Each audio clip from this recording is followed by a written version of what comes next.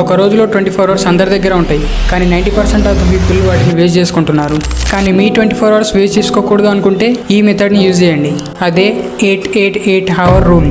మీ first 8 అవర్స్లో deep work చేయండి. మీరు స్టూడెంట్ అయినా, జాబ్ చేస్తున్నా లేదా ఏదైనా బిజినెస్ చేస్తున్నా కూడా ఫస్ట్ 8 అవర్స్ ఎలాంటి డిస్ట్రాక్షన్స్ లేకుండా డీప్ వర్క్ చేయండి.